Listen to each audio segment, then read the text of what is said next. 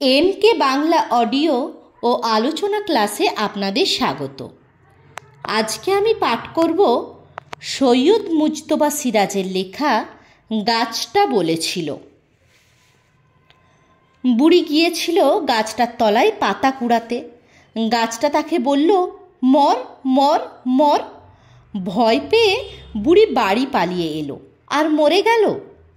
আরও একটা বলার কথা, পাতা কুড়ানো বুড়িটা খ্যাংরা ঝাঁটাটা কুচুটে গাছটার তলায় পড়েছিল। এমন ভঙ্গিতে পড়েছে যাতে সেই বুড়ি সহসা ভীষণ ভয় পেয়ে আর তাড়া খেয়ে পালিয়ে যাওয়া সব্যস্ত হয়। প্রাথমিক চিকিৎসা কেন্দ্রের তরুণ ডাক্তার বলেছিলেন হার্ট অ্যাটাক। লোকেরা মুখ তাকাতাকি করেছিল।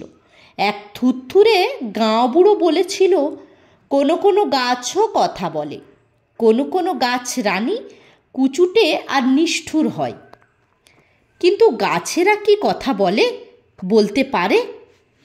বুড়ো বলেছিল পারে, তারা বাতাসের ভাষায় কথা বলে। ওই গাছটা বলেছিল।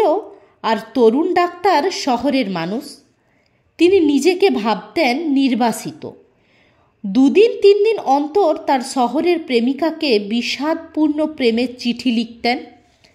তিনি নিজেকে মেঘদূত কাব্যের বিরোহী যক্ষ ভাবতেন।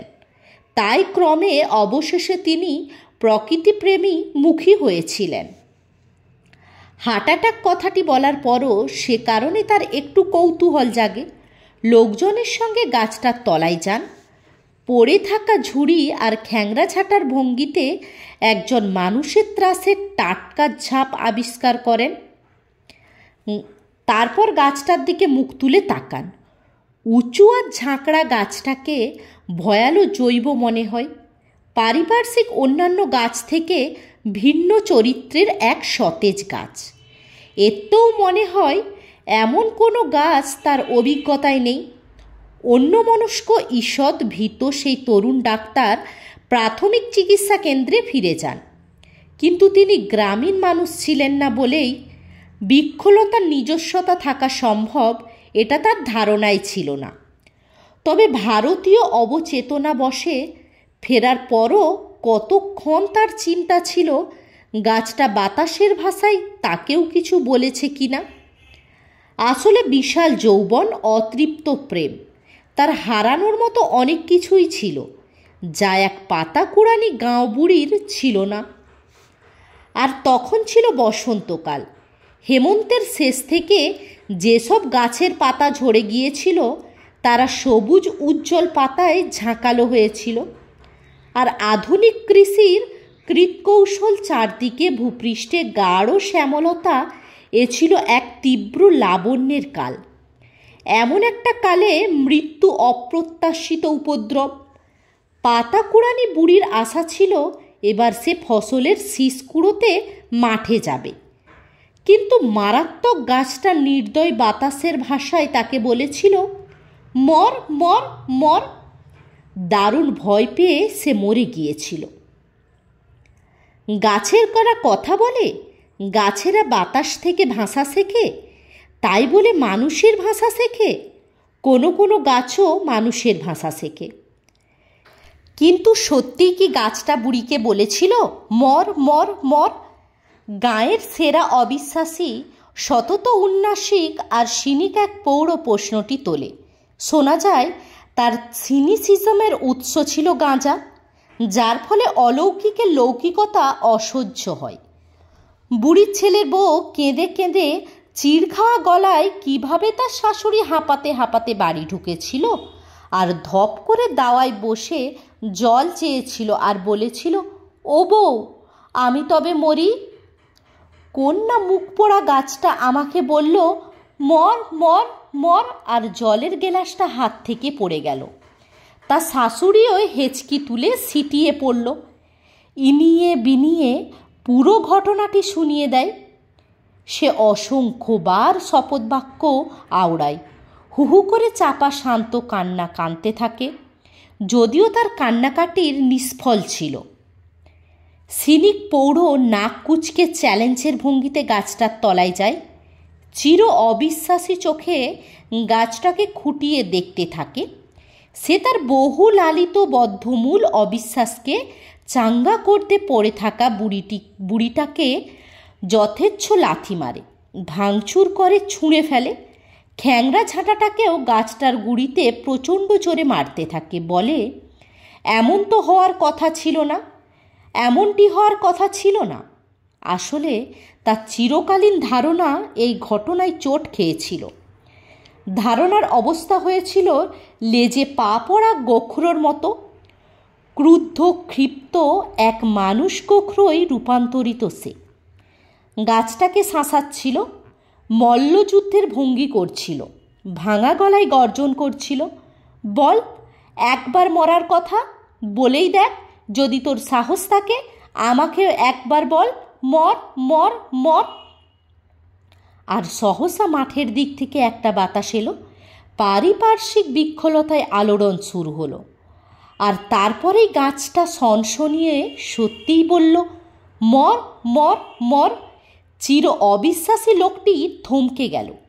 নিজের কানকেও তার অবিশ্বাস। অলৌকিকতার এ লৌকিকতা দুঃসহ। সে ক্লান্ত ততক্ষণে, অতিশয় আচ্ছন্ন। সে পুনর্গর্জনের চেষ্টা করল, আবার বল। আর গাছটা আবার বলল, মর মর মর। সে গাছটার গুড়িতে লাথি মারতে গিয়েই পড়ে গেল, মরে গেল।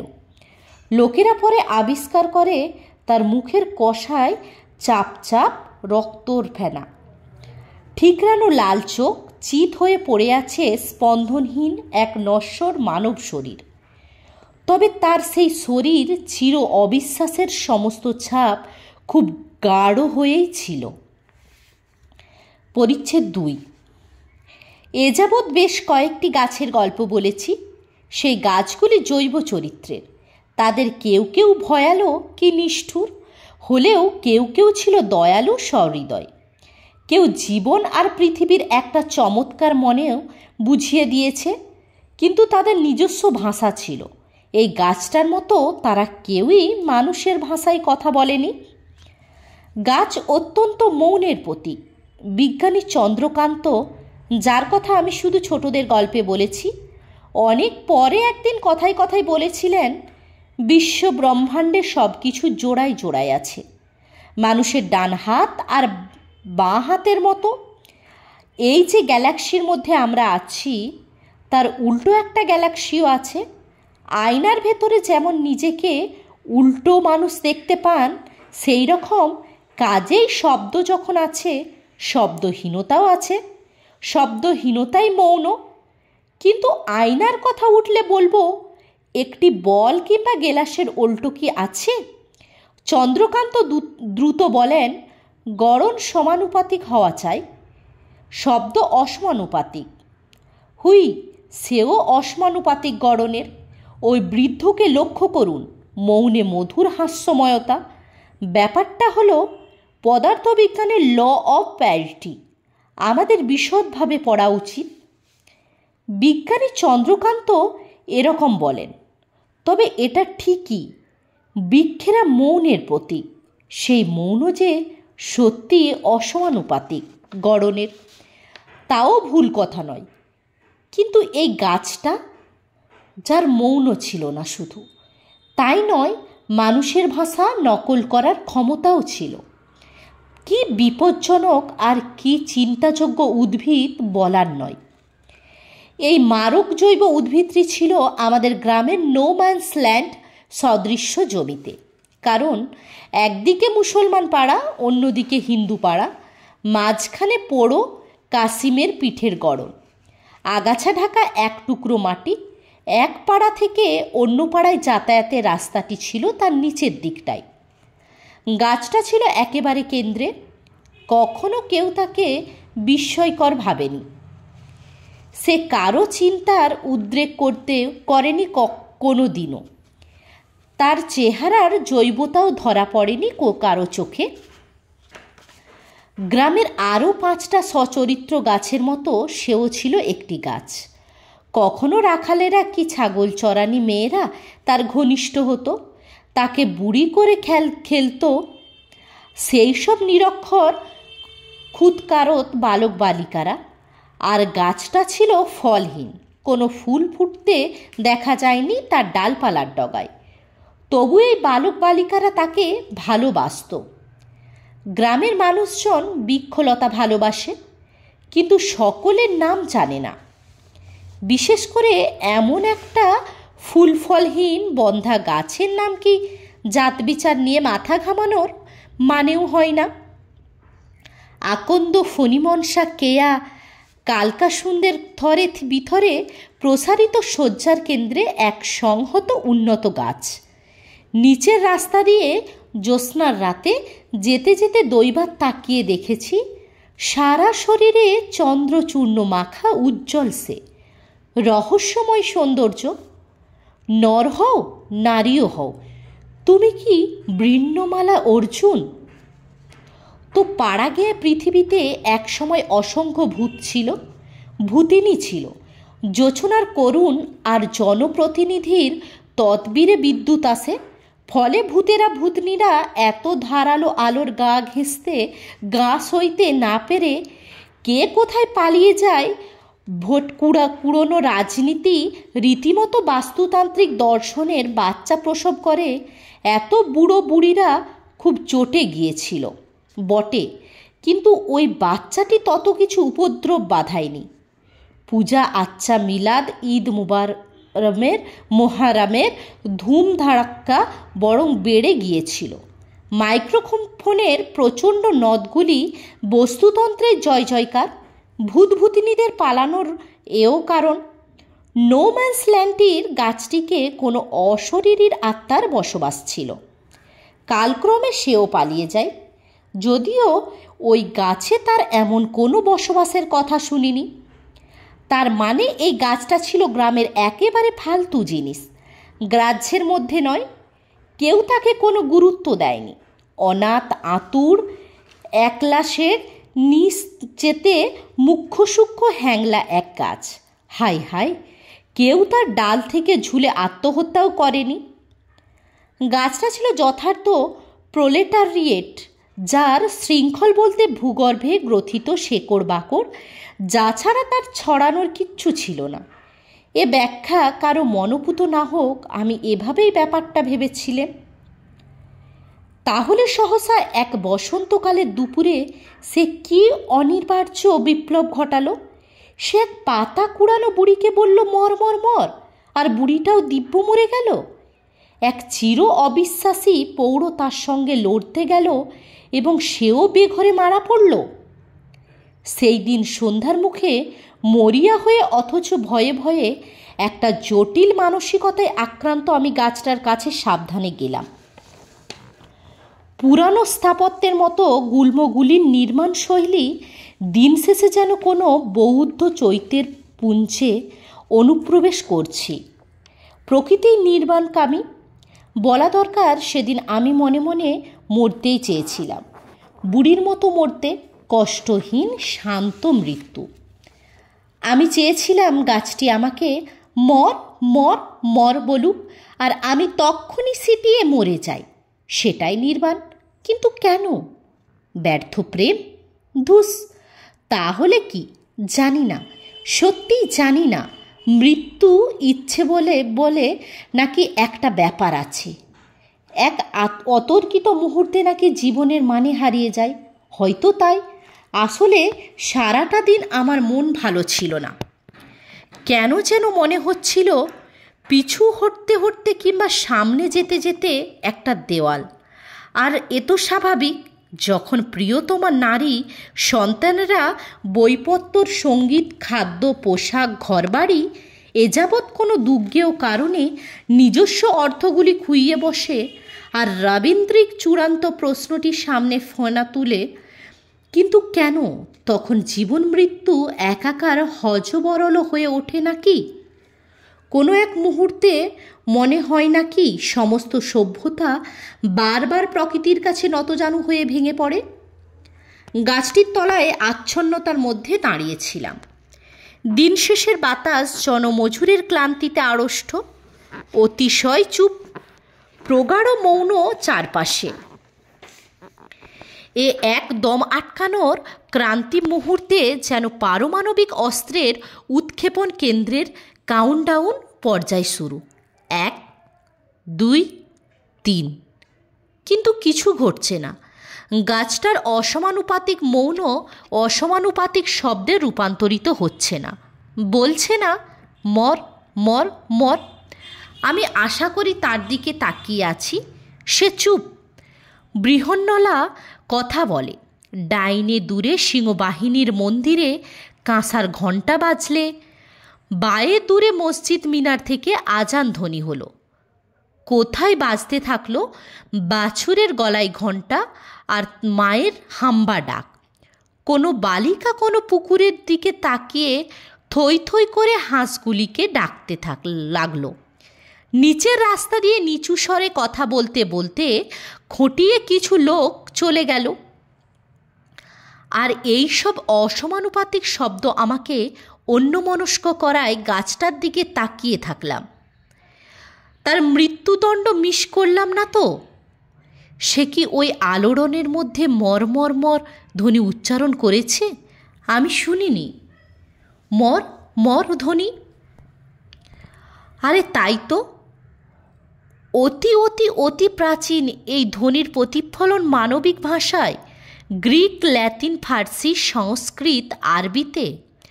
মৃত্যুর পাশাপাশি সমান্তরাল হেঁটে চলা ধ্বনিপচ্চক্র। গাছেরা বলে চলমান জল বলে, মরুভূমির বালি বলে, পাথরের বুকে ঘেঁষে যাওয়া বাতাস বলে, আকাশের মেঘ বলে। মর্মর আর মৃত্যু হাতাহাত, হতচ্ছাড়া, চুপ। মৌন মানেও নিষ্ঠুরতা, সম্মতি নয়। কদাচ রায় পাই না পাশানো তো মৌন। কে ওখানে? চমকে উঠে পিছু ফিরে নিচের রাস্তা থেকে জোরালো টর্চের আলোয় ধরা পড়ি। নিষ্ফল মায়া ছত্রভঙ্গ হয়। পুনঃ কেউ বলে ওখানে কি করছেন? তখন বড় লজ্জায় পড়ে যায়। স্কুল শিক্ষক মঞ্জুর হোসেন আলো ফেতে ফেললে উঠে এসো খিখি করে খুব হাসেন। তিনি বলেন যত সব, ওই 1988-এও বলে। পুনঃ শিশু হাস্যের পর সহসা চাপা স্বরে প্রশ্ন করেন, কিছু টের পেলেন কি? না। মঞ্জুর হোসেন এবার খাপ্পা হয়ে বলেন, গুজবে কান দেবেন না, এর মধ্যে একটা রাজনৈতিক চক্রান্ত আছে। কি ব্যাপার বলুন তো?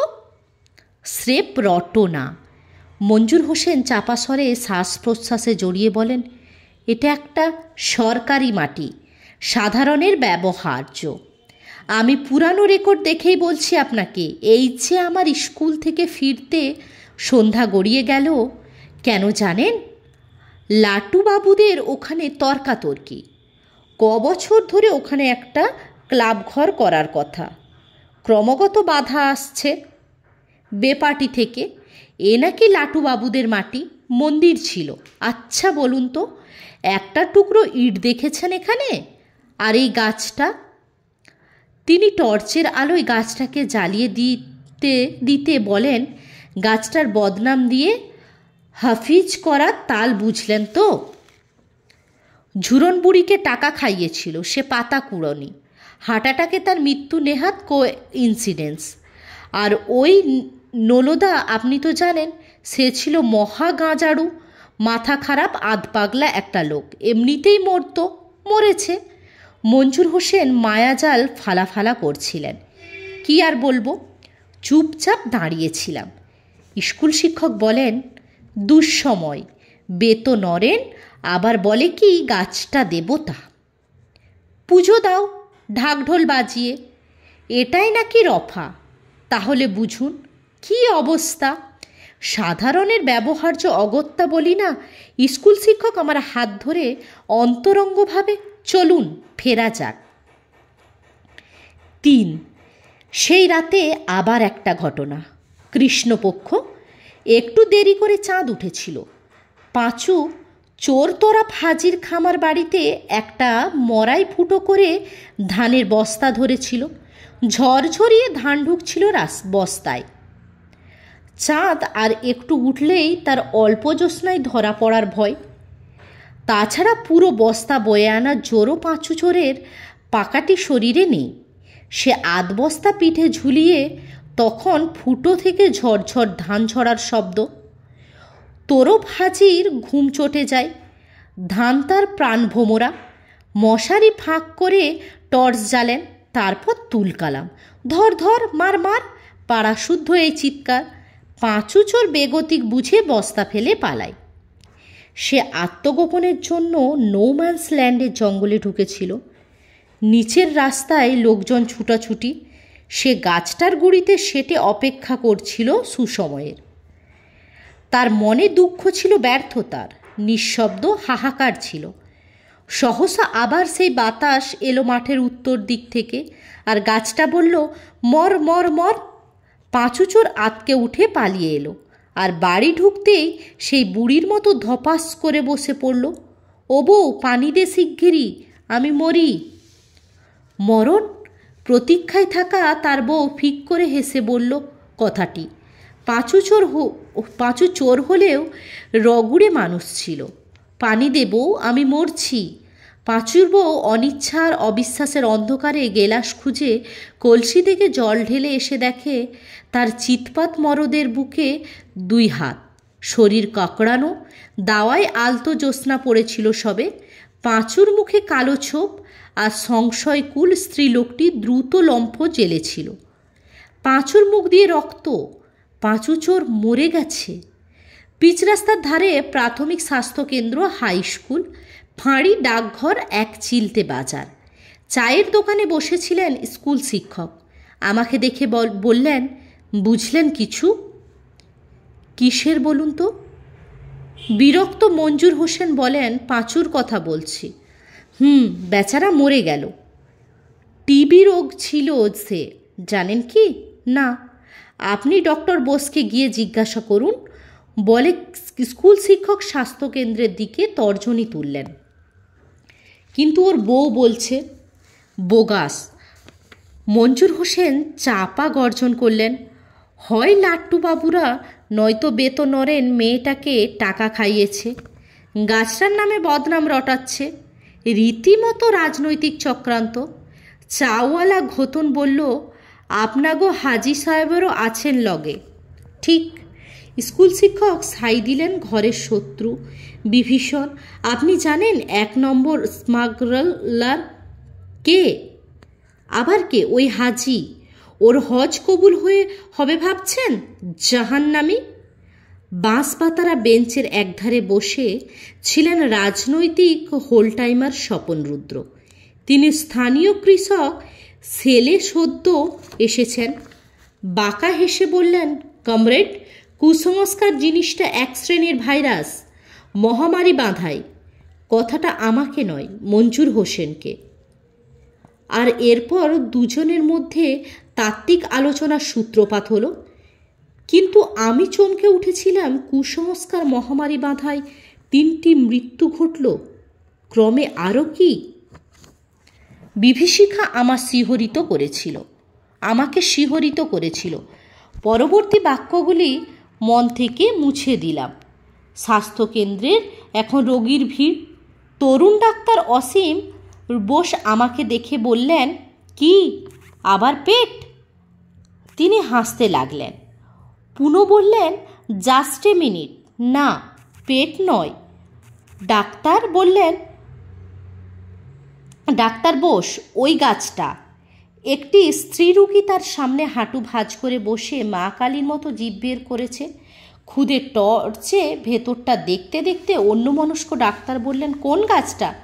নোম্যান্স ল্যান্ডের। ডাক্তার অবাক হলেন। বুঝলাম না। যে গাছটা 3টি মানুষকে মরতে বলেছে। তরুণ নির্বাসিত সতত অভিমানী চিকিৎসক ফিক করে হাসলেন। তার সঙ্গে কালক্রমে অন্তরঙ্গতার দরুন গোপন প্রেমের কথা আমাকে ফাঁস করেছিলেন। আসলে বসন্তকালের বিকেলে প্রেম জিনিসটা মানুষের কাছে ফুল ফোটার মতোই প্রদর্শনযোগ্য অলংকার বিষয়। অন্যকে জানিয়ে দিয়ে দেখিয়েই সুখ ব্যাপারটা এরকম দেখো। দেখো, আমি প্রেম পেয়েছি, আমার মানব জীবন ধন্য। তুমি কি পেয়েছো কাঁচকলাটি? তো ওকে হাসতে দেখে বললাম, আপনার কি ধারণা, কি বিষয়ে গাছটা? তরুণ প্রেমিক ডাক্তার বললেন, 3টি কেসই দেখেছি, প্রথম 2টি হার্ট অ্যাটাক, তৃতীয়টি লাংস ব্লাস্টার, টিবির লাস্ট স্টেজ আর কি। কিন্তু 3টি কেসের সঙ্গে ওই গাছটা জড়িত ডক্টর বোস। ডাক্তার কৌতুক হাসতে বললেন, কত রকম শুনছি মশাই, গ্রামে জটিলতা থাকে জানতাম না, শুনেছিলাম ছায়া সুনিবিড় শান্তির নীর। মাই গুডনেস, এসে হাড়ে হাড়ে টের পাচ্ছি ক্রমশ। পলিটিক্যাল চক্রান্ত, মাটির লড়াই, হেন তেন। একটু আগে শুনলাম থানার দারোগাবাবু এনকোয়ারি করবেন। গভর্নমেন্ট চান না মিথ্যে অজুহাতে হাঙ্গামা বাঁধুক। রোগী দেখতে দেখতে ডাক্তার এই কথাগুলি বলছিলেন। দুপুরে খবর পেলাম সত্যি দারোগাবাবু এনকোয়ারিতে এসেছেন। ঝুরন বুড়ুইর বৌমা, নোলে বাবুর স্ত্রী, পাঁচুর বউ, আরও লোকের সাক্ষ্য সাবুত নোট করে নোম্যান্স ল্যান্ডে নিচের রাস্তায় জিপ দাঁড় করালেন। বেটন হাতে গাছটার দিকে উঠে গেলেন। একটু মর্যাদাজনক দূরত্বে লোকেরা তাকে অনুসরণ করছিল। গাছটার আপাদমস্তক খুঁটিয়ে দেখে আইনরক্ষক বললেন, এই গাছটা? লোকেরা কোরাসে বলল, হ্যাঁ স্যার, এই সে। গাছটার গায়ে বেটন ঠুকঠুক করে ঠুকে আইনরক্ষক বক্র হাস্যে বললেন, গাছেরা আবার মুখ থাকে নাকি, কথাও বলে? সেই গাঁও পুরো নড়ি হাতে কয়েক পা এগিয়ে বললেন, হুজুর, ভয়ে বলি কি নির্ভয়ে? সে প্রাচীন মানুষ, তার বাকরীতি ভিন্ন। আইনরক্ষক গাছটার গুড়ির নিচে একটা মোটা শেকড়ে বুট জুতো পরা পা রেখেছিলেন। ভুরু কুচকে বুড়োকে দেখতে দেখতে বললেন, ঝেড়ে কাশো হুজুর, দারোগাবাবু এই গাছ আরও অনেক রক্ত খাবে। আইনরক্ষক অট্টহাস্যের পর বললেন, তার মানে তুমি বলতে চাইছো এখানে পুজো হোক, বলিদান হোক, এই তো? প্রাচীন মানুষটি কিছু বলতে চাচ্ছিল, হই হপ্পা করে তাকে থামিয়ে দেওয়া হলো। তারপর দেখি লোকেরা 2 রকম কথা বলছে, অথবা 3 রকম কথা। স্পষ্ট বোঝা যাচ্ছিল না পুজো আচ্চা হবে কি গাছটা কেটে ফেলতে হবে, কি হিস্তবস্তা বজায় থাকবে। এই সব হল্লাটা প্রচণ্ড বাড়ছিল। হাতাহাতির মুখে আইনরক্ষক গর্জন করলেন। কনস্টেবলরাও লাঠি তুলে তাড়া করল। আমি একটু আড়ালে কেয়া ঝোপে আশ্রয় নিলাম। গাছতলায় এখন একা। আইনরক্ষক ক্রুদ্ধ চেহারা, গোপ তীর করে কাঁপছিল। আর এই সময় একটা বাতাস এলো, বৃক্ষলতা শনশন করতে থাকলো। এ এক চূড়ান্ত মুহূর্ত। সহসা দেখি আইনরক্ষক গাছটার দিকে মুখ তুললেন। তার মুখ পাণ্ডর হতে দেখলাম। তিনি হন্তদন্ত ঝোপঝাড় ঠেলে নিচের রাস্তায় নেমে গেলেন। আমি যখন গাছটার কাছে, তখন জিপের গড়গড় ধ্বনি। গাছটার দিকে তাকিয়ে ভয়ে ভয়ে বললাম, তুমি কি ওকে মরতে বললে? তা না হলে উনি অমন করে পালিয়ে গেলেন। গাছটা চুপ করে রইল। আবার সেই বিরাট ভয়ালো মৌন। বিকেলে পিচ রাস্তায় ডাক্তার বন্ধুর সঙ্গে বেড়াতে বেরিয়েছি। ঘোতেনের চায়ের দোকানের কাছে গেলে ঘোতন চাওলা ফিক করে হেসে বলল, ডাক্তারবাবু শুনেছেন নাকি দারোগাবাবু মরছে? দুজনেই ঘুরে বললাম, কি? হ্যাঁ। ঘোতন দাঁত বের করল। থানায় ফিরছে, বুকে পেন, সদরে নার্সিংহোম। আমার হাত ধরে টেনে ক্ষিপ্র ডাক্তার বললেন, আসুন তো মশাই, যত সব। কিন্তু আমি দেখেছি। কি দেখেছেন? ডাক্তার চার্জ করলেন। আপনিও দেখছি এক গয়া। বলুন কি দেখেছেন? হাঁটতে হাঁটতে আসতে বললাম, কিছু না, চলুন। আমাদের প্রতি বিকেলের চমকতরার বাতাসে সিগারেট টানতে টানতে প্রেমিক ডাক্তার হৃদয় উন্মোচন করলেন। তার ফুরফুরে নাগরিক চুলগুলি যথার্থ ফিল্মি হিরোর মতো উড়ছিল। তার কপালের বিষাদ রেখা এ সময়ে বেশ স্পষ্ট হয়। ধোয়ার রিং পাকানোর ব্যর্থ চেষ্টার পর বললেন, আপনি সকালে যাওয়ার একটু পরে টিনির চিঠি এলো। ওকে কিছুতেই বোঝাতে পারছি না, আই অ্যাম সো হেল্পলেস। বন্ডে সই করতে হয়, নয়তো এক গাদা টাকা ফেরত, উইথ পেনাল্টি। এদিকে ও আসবে না গ্রামে। আপনি বলুন, কোয়ার্টারটা কি খারাপ? জাস্ট নো নেচার ডেন কি না? একটু গার্ডেনিং করলে কি লাভলি হয়। আর দেখুন, ক্রমশ বুঝেছি নেচারের মধ্যে কি একটা আছে। I feel it. হয়তো আউটসাইডার বলেই প্রথম একটু আনক্যানি ফিলিং হতো। রাতের দিকটা অসহ্য লাগতো। এখন মনে হয় সাইলেন্স ইজ রিয়েলি গোল্ডেন। হ্যাঁ, লোকজন একটু বেয়াড়া, দলাদলি, পলিটিক্স, খুনোখুনি আছে, কিন্তু কোথায় নেই বলুন? মশাই, আমি ডাক্তার, মানুষের বডি নিয়েই আমার জব। প্রায়ই রক্তমাখা বডি আসবে।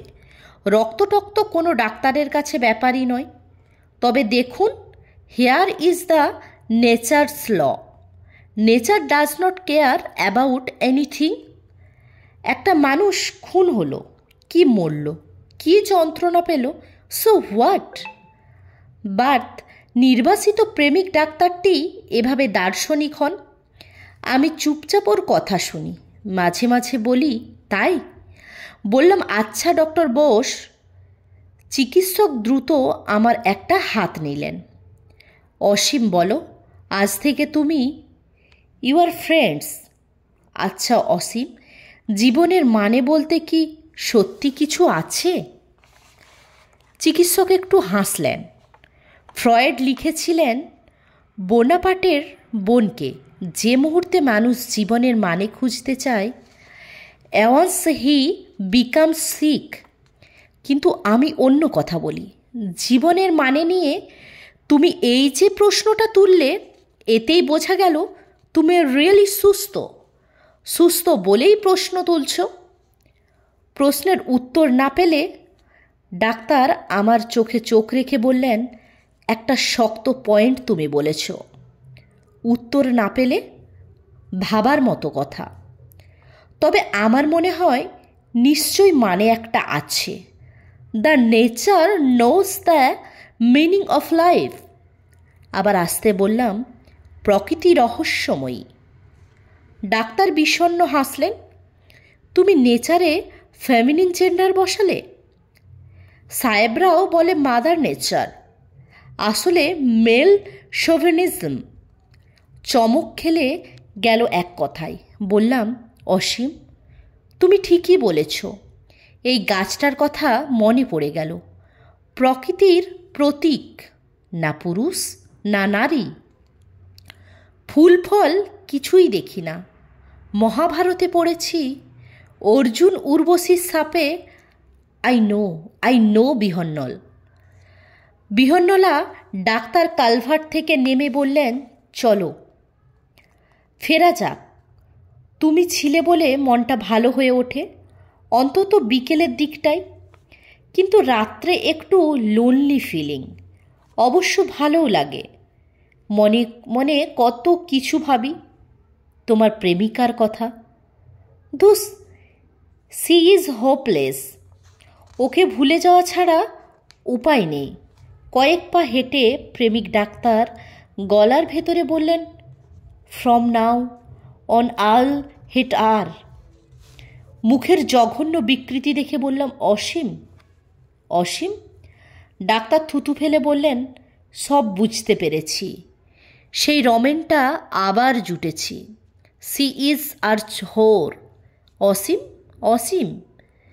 কিছু দূর চলার পর তরুণ চিকিৎসক সহসা কৌতুকে বললেন, চলো বরং তোমাদের ওই গাছটার কাছে যাই, দেখি সে আমাকে কিছু বলে নাকি।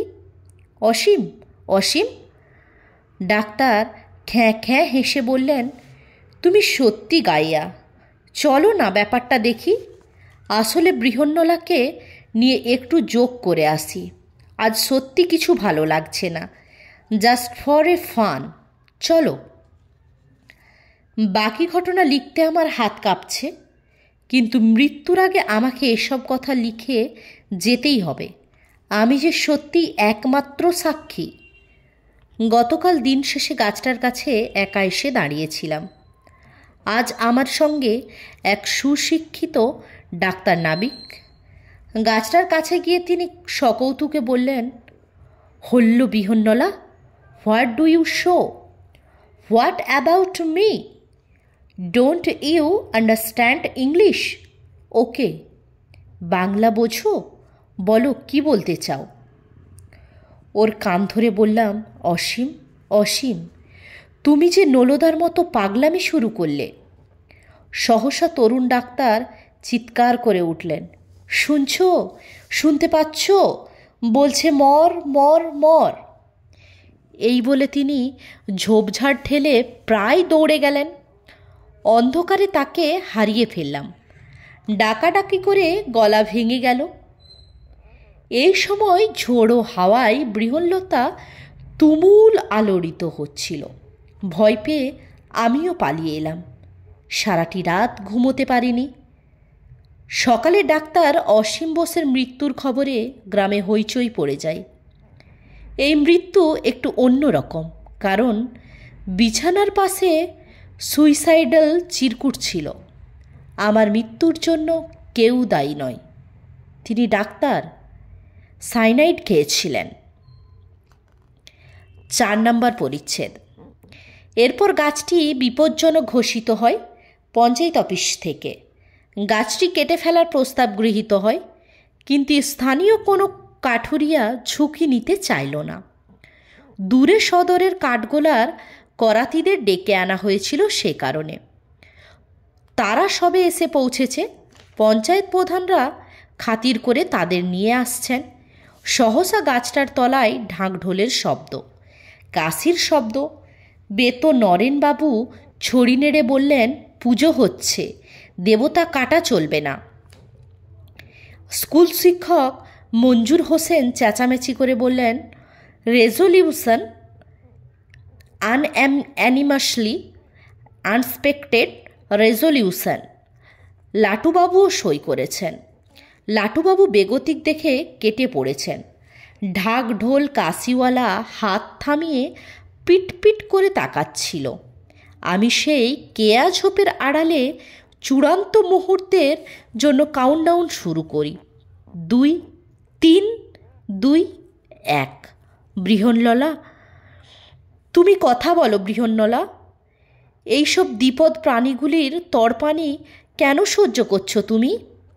তুমি স্বয়ং প্রকৃতি, এই দৌরাত্ম্য অসহ্য। বৃহন্নলা, মুখ খোলো। আর প্রত্যাশিত বাতাসটা এলো। বৃক্ষলতা জুড়ে নো ম্যানস ল্যান্ডে বিশাল স্লোগান, মর মর সালাদের, মার মার সালাদের, মার মার মার। আচ্ছ্বসিত একটি বোমা ফাটল, আবার বোমা ফাটল। হল্লা রণহুঙ্কার, ক্রমাগত বোমা বারুদের কটু গন্ধ ধোয়া গাছটা নিশ্চল বলছিল, মর মর মর। আর লোকগুলি মরছিল। গাছটা বারবার থাকবে, মর মর মর, কারণ লোকগুলি বারবার মরছিল। চাপ চাপ রক্ত, নো ম্যানস ল্যান্ডে রক্তে লাল হচ্ছিল। প্রকৃতি তখন বসন্তকাল। এই সময় মৃত্যুও রক্তিম সৌন্দর্য হয়।